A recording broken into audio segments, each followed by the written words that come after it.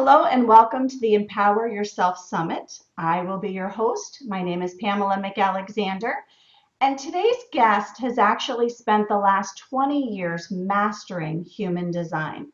He helps people to develop self-knowledge. He is a compelling speaker. He is fun, inspiring, down to earth, and personal. Simply through hearing him, many people actually experience the beginnings of deep inner change. He teaches and has written books about human design, his first book having been published by HarperCollins. They actually have visitors from over 150 countries around the world every month checking out what this is all about. So without further ado, I bring you Chetan Parkyn.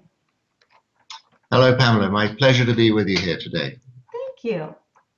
Okay, so what I'd like to do is I'd actually like to begin by asking you maybe quite personal question, and that would be, can you take me back to a time in your life where you struggled with fear, self-doubt, and what you went through, what you experienced, and the steps that you put into place in your life to then put you where you are right now, because you're in a very fascinating place to me, and I'm sure our listeners are very excited to hear all about it.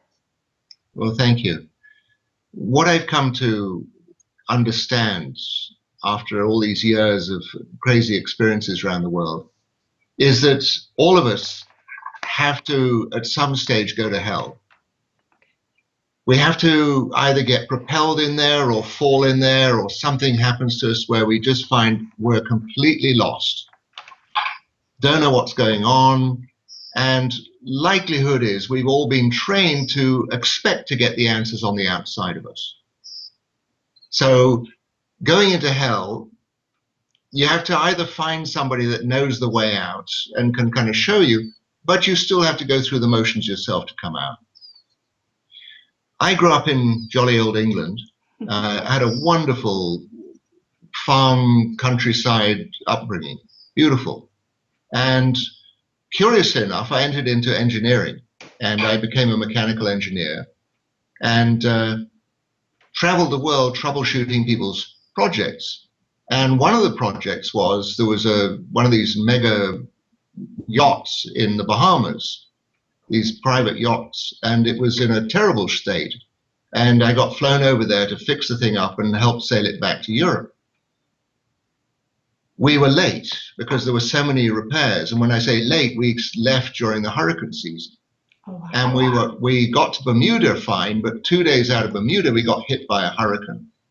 And it was a really, really harrowing experience. 8 days and nights getting thrown around in this storm all over the place. And quite honestly, we should have sunk. We came into the harbor in the Azores. The harbor master came down and said, I don't know how you guys have come in here because everything else out there is sunk. So, you know, I had a real, during those days and nights, you know, kind of sleepless time, I had a real realization, you know, this life is something very special. Don't throw it away doing something really stupid, you know? So that was the first kind of wake up for me, you know, like have a really better look at what you're doing here. I retired for a couple of years to a very remote place up in the Shetland Islands, north of Scotland. Mm-hmm. And I was just kind of sitting there and contemplating what had happened, you know, what were the messages I'd received from this trip across the Atlantic. And during that time, my dad died. Oh, sorry. And, you know, he and I were great buddies. And I went down for his funeral. It was a miserable occasion. But, you know, anyway, funerals quite often are, but when they're not seen in the right light. Sure. But, you know, I took his ashes, I scattered his ashes where he wanted them to be scattered on a beach in Scotland, and went back to this little house. And I was kind of sitting there one night, you know, head in hands, and it's like, what next? And his spirit came into the place where I was living. It came round and round and round inside he came round the room a couple of times. It was very, very bright, very amazing light.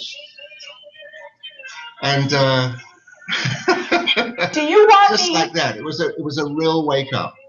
And what happened in that moment is you know, I'd seen him in a kind of poor health situation. That was the last time I'd seen him in the physical. And here he was just pure light, pure fun, pure exuberance. And I hear him say to me, "It's all right, you can go now." And I realized, wow, I'd just been kind of sitting there waiting for something to happen. And here he was just giving me this green light, get out there, you know, stop moping and get on with it. So within a matter of weeks of that, I found myself driving a bus to India. You know, it's kind of natural progression in life. And it was just, it was, you know, you could say coincidence or whatever. But I was in this kind of very different space in my life, having had this period of reflection, having examined, you know, what it is that was motivating. And I knew I needed to find answers. And I'd always understood about India, you know, you want to find spiritual answers to things. India's got you know, reams of this. Yes, it does. So I was on this bus. It was a 43-seater bus, and I was driving it. And I was also looking after the engine and stuff. And there were 42 people on the bus who knew exactly where we were going. And one of them didn't, and that was me who was driving it.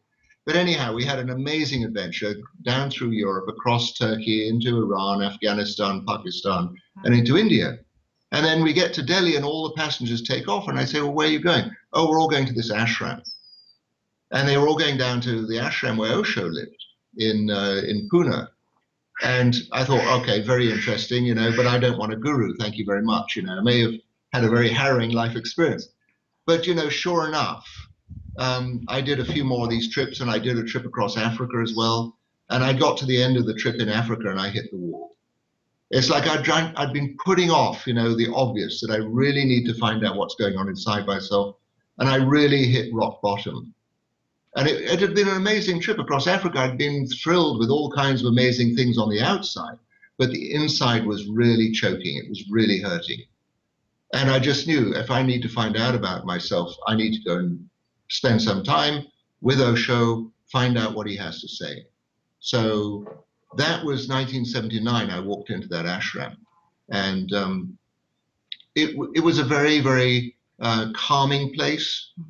He talked about meditation every day of the week. You know, that was his whole thing, was the answer's inside you. You just got to kind of turn the attention around and have a look inside. Meditation, medication, however you want to look at it.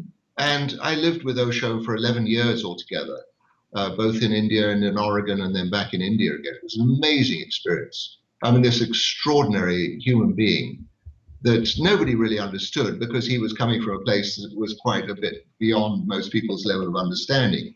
But, you know, he laid out the whole scheme of events for the Aquarian age, you know, this age that we're moving into now. He just outlined everything that you need to know. It's like a complete guide to the upcoming times.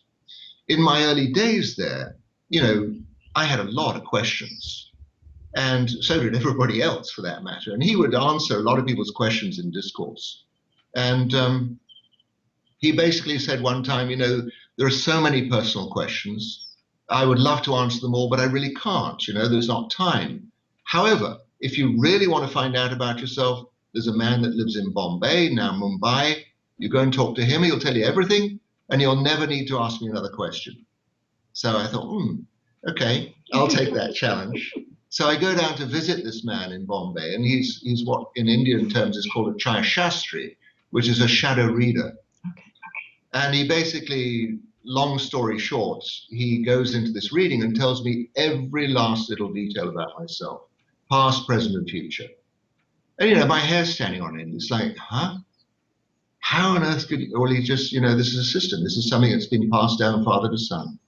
He gets to the end of this reading and he turns to me and says, I want you to come and do this. I want you to come and work with me, because you know how to do this work. I said, really? I said, no, I don't think so. Thank you very much. And he just thinks that's so funny, because I'm turning down the world expert, you know. And he just says, well, it doesn't matter, because you're going to do this work anyhow. And my suggestion is you start working out how to read for people. Look very deeply into their lives, because you're going to be able to tell them things that are really going to help them. And he said, there's a system that's going to come into your life, and you're going to study the system, and you're going to get very, very good at it. You're going to write books about it. You're going to teach class about it. You're going to introduce it to thousands of people all over the world, and it's going to change their lives. Well, he was talking to me in 1979. 1993, I got a human design chart, and I realized right away this is what he talked about. And so that has been my journey ever since, is going deeply into this amazing system. And of course, going beyond just seeing it as a system, but also finding out, and I've worked out how to relate this into somebody's life so that it actually has meaning for them, that they can actually do something practical with it. So there's a kind of long story, but I had to go through hell. I had to go to hell to come back out again, and now I can give people some pretty good guidance of what's involved in their own journey. I mean, this human design and the way we work with it's a revolution for these times. It's essential knowledge, basically. Yeah. So. Well, I think a lot of people would agree in that, that journey that you took. You were looking to the outside for your answers, and I think we all make that mistake, and we don't realize that we need to look inside, especially with changes that we need to make within our lives. Yeah, exactly. And it's just, if you look at the systems that are being set up, particularly in the West here, the whole encouragement is to look outside. That something goes wrong and you blame it and you point the finger and we go to school, we get told about everybody else. We learn these things called history, and basically history is always the winner's side of things. Mm-hmm. Yeah. And it's bizarre and it's weird stuff, all this fighting and carrying on. Anyway. Well, I do have another quick question for you. And it kind of relates to what you were just talking about. It just seems like we have to go through something so dramatic sometimes in our lives before we start making those changes. Why is that? Well, there's a very old story. That as a farmer, and he's got this wonderful farmland and he's growing this wonderful corn. But, just when he's getting to the harvest time, there's a storm comes in and flattens the whole thing. And he's railing on about this and really upset, and he shouts out, God, why do you do this to me? Can't you just make it nice weather and stuff so that the stuff just grows and I can harvest it and we can all get along? And God says, okay, I'll do that next season. So fine, the next season comes along and it's just perfect. Sunny weather, blue skies, little rain, the corn grows up beautifully. But then the farmer goes to look at it and there are no ears on the corn. It's just stalks. Touche, be careful what you ask for. Well, it's the same thing with life. Why can't life just be straightforward and easy? And, if we don't have these things that drive our attention to something much more vital, then, we just carry on like nothing's happening here. And I find, I look in a lot of people's designs, I look at and see most of us have put a booby trap in there somewhere or other. Sooner or later, something's going to trip us up. It's going to get our attention, and then we have to start reflecting inwards more.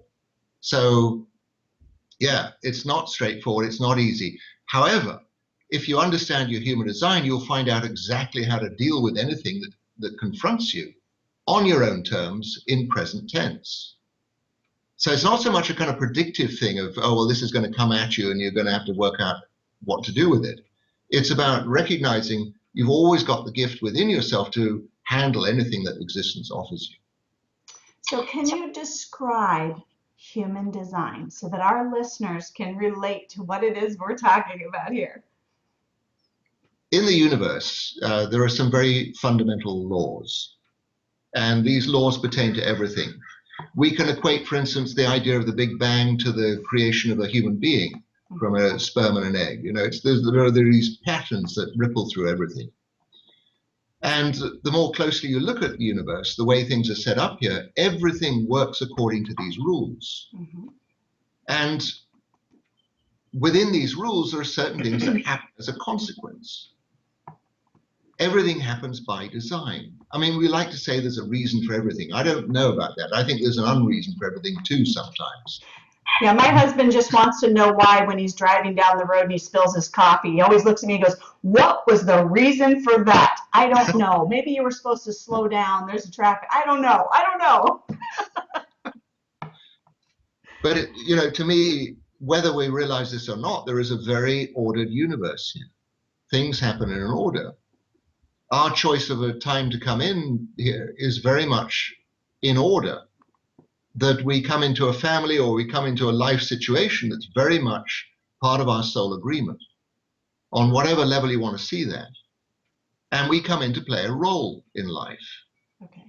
Right? It's like Shakespeare says, all the world's a stage. And we're here playing roles in life.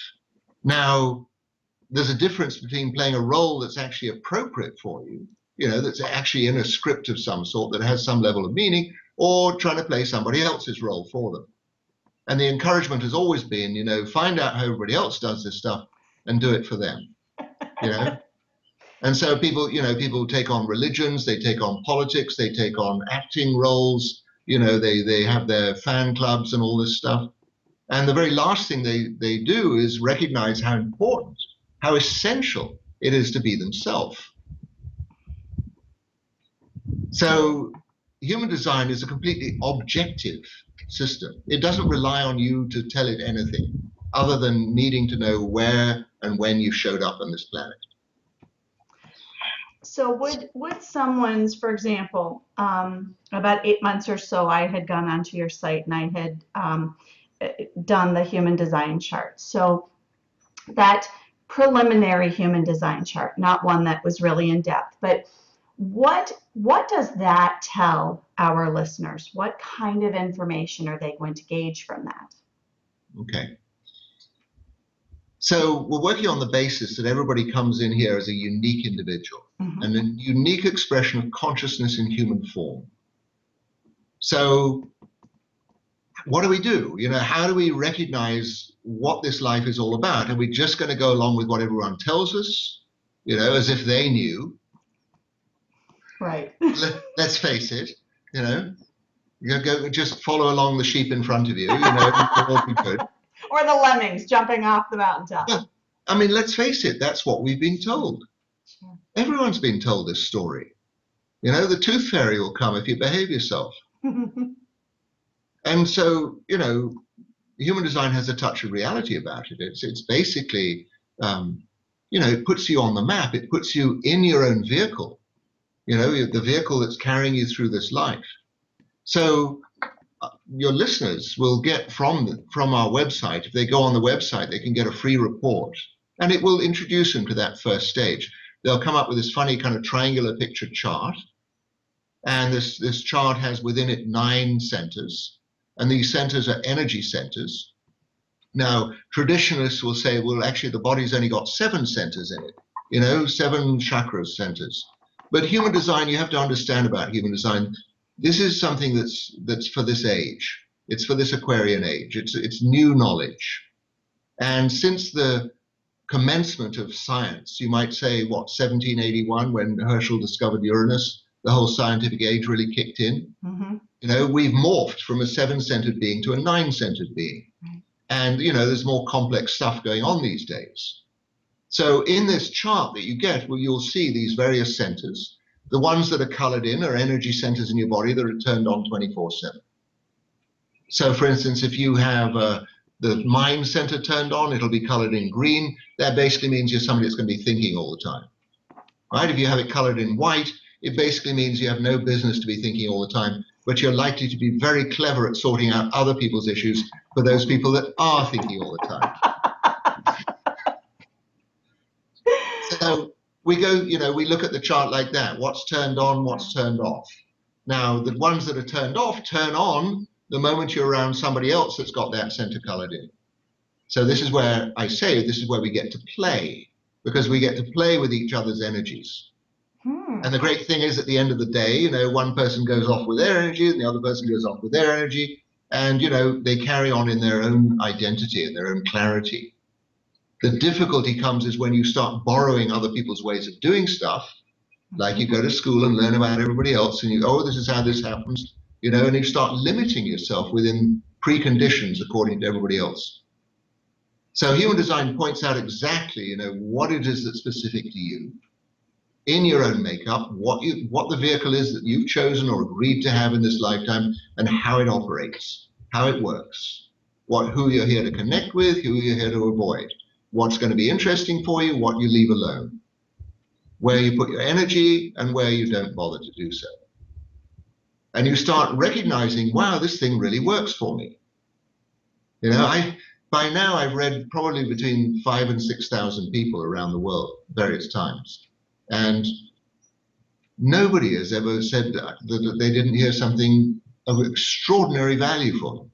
A lot of people say, oh yeah, I kind of knew this about myself, but I never really knew for sure. And now you're just telling me this stuff, and it makes absolute sense. So as I say, the first stage would be to get your free report from our website. There's also a paid report. It's $19.95, or you can get two for $29.95. And you get the report, and you read through it. And just let some of those things settle within you, because you'll recognize it. And, more than that, I read for people. I mean, I have various stages of reading. I mentor people. It's one thing to know about your design. It's another to be able to hold the thing in place, because the peer pressure from outside is so intense sometimes to just carry on with the same old way. But to me, this is absolutely essential knowledge for these times. It used to be, you could blame God, or you could blame the boss, or you could blame somebody or other because things aren't working out for you. You could blame your lack of education or difficulties or whatever. And that's not working so well anymore. We're moving into this age where people have to take responsibility for themselves. Well, if you don't know how your life operates, you're already handicapped.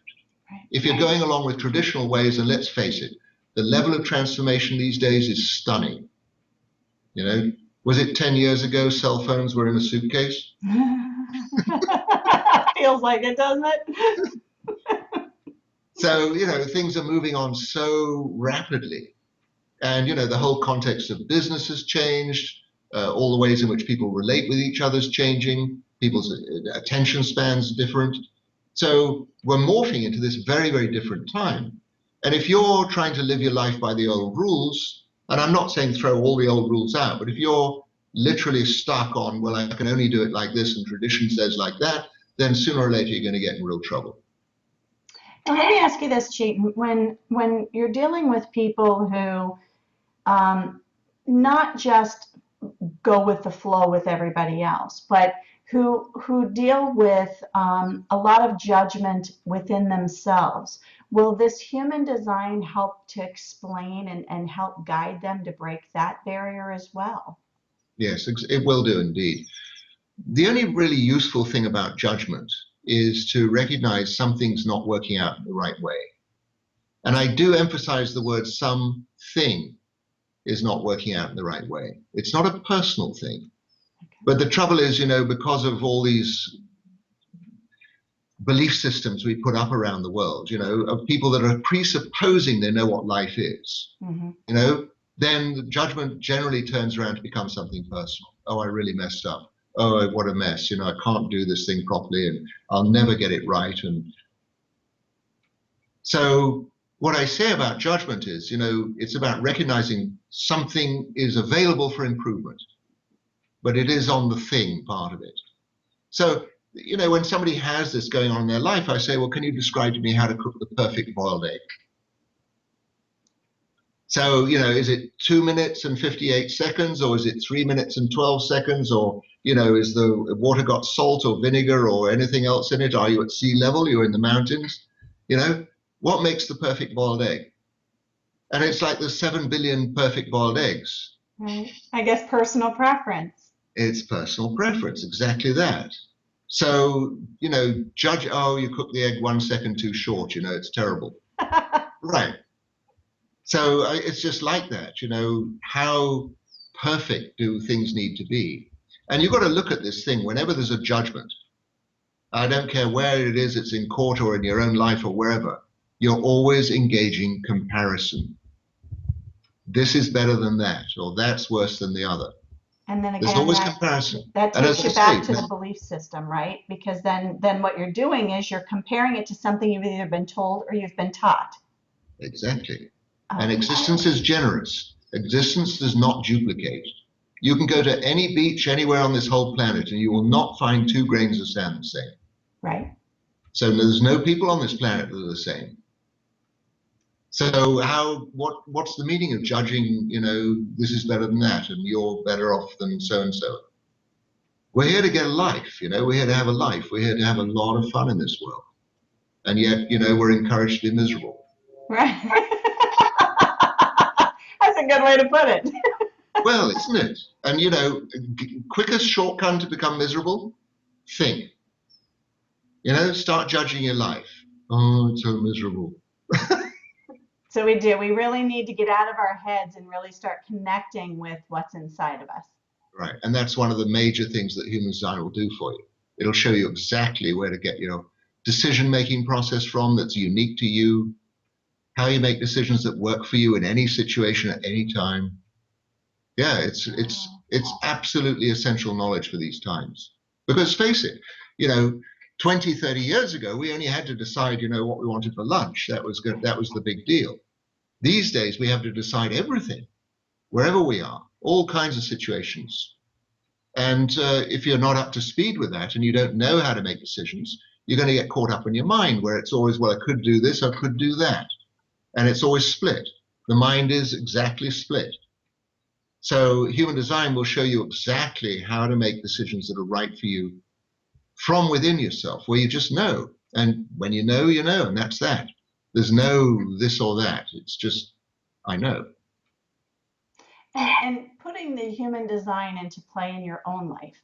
And you were obviously taught this through Osho, or really you had it inside of you all along and he just brought it to your attention. Yeah. Well, I cannot speak too highly of Osho. He was an extraordinary presence here. And as I say, most people didn't really understand what he was doing. Right. The same thing happened to Buddha in his time. He got vilified. Same thing happened to Jesus. These guys, they come with these very amazing messages to deliver. And most people, it goes right past them, or they feel threatened because you're coming with something new and we want to stick with the old stuff. And the thing of it is, at the moment, you can't help yourself because we're all getting moved into the new. This is one of these ages where there's just a massive change going on. And, fortunately, Osho was able to describe exactly what was needed for people to make this transition into the new time without destroying ourselves, without letting off so many atom bombs and, shooting up the whole world. I mean, we're still in a balance here. But, meditation is the key. Meditation to finding how to accept yourself, how to be in love with your life. Because love's the only game in town. It's the only thing that's happening in this universe. You can call it whatever you want, but the only thing that's happening here is love. This existence could not exist without it. And so, as human beings, we have some rather strange ways of expressing this, of our passions and our interactions with each other. But that is basically what we're here to do, is we're here to find out what is love in the human form? Can we bring it to earth? And Osho, this was entirely Osho's teaching to everybody. How are you going to make this happen? Can you get beyond all your personal beliefs and all the things you've been told? And can you actually come into a place of truth within yourself? Because then you'll be in a place of self-acceptance, you'll be in a place of self-love. And human design, from what I see, just echoes this entirely. Because when you understand your design, you understand what you gave yourself to work with in this lifetime, or to play with, if you will. If you understand how it all operates for you, then you can start relaxing and getting on with your life.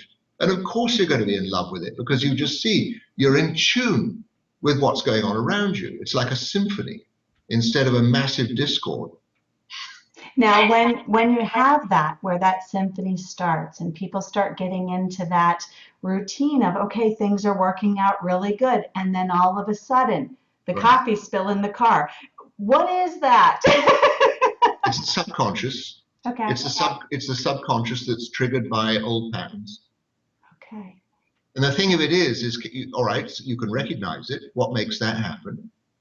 And then you kind of just reflect, okay, I'll pay attention to this. It's not about, hey, what a fool I am for slopping the coffee. It's just, okay, next. Life keeps moving on, let's not just get stuck in that little moment in time. So for people who are recognizing what they need to be doing and who they are and what kind of a presence they have here, every once in a while, some past stuff can surface. The subconscious is fighting that because you're making changes toward where you really want to be.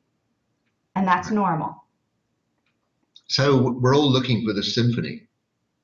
We're all looking. I mean, if everything in the universe is, a tree as being a tree and a dog's wagging its tail being a dog, everyone in the universe except human beings is okay with what's going on here. They get on with it. The trees have been gazing at the stars from way before we've been doing that. Day and night they look at the stars. And the human being, because we've got these minds up here, we kind of invent complications. Now, if we can, instead of making it a complication, if we can start using it as a creative tool, and let's face it, we've watched some incredible things come about in these last years, discoveries and philosophies and concepts and stuff. But if we can use it as a tool of construction, and creativity, then all of a sudden we start going from the role of being in a state of suffering here. We start moving into a place of becoming conscious co-creators.